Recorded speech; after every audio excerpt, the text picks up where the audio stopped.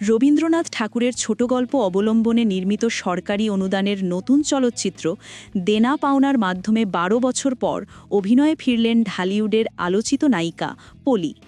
পরিচালক সাদিক সিদ্দিকী নির্মাণ করছেন ছবিটি।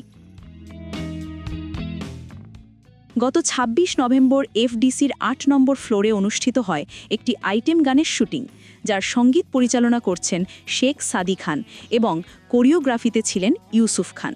গানের দৃশ্যে পলির সঙ্গে আছেন মঞ্চ ও চলচ্চিত্র অভিনেতা বরদা মিঠু।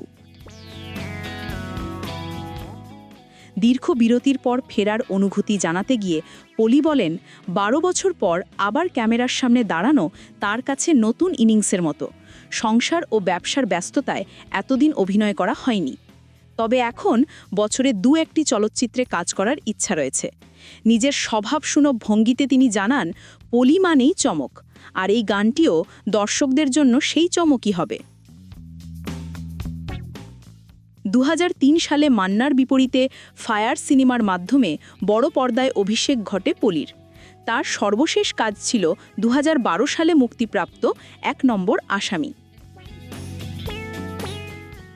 ১৩ বছরের কেরিয়ারে তিনি অভিনয় করেছেন প্রায় ১১৩টি চলচ্চিত্রে, যেখানে শাকিব খান, রুবেল, আমিন খান সহ জনপ্রিয় নায়কদের বিপরীতে দেখা গেছে তাকে।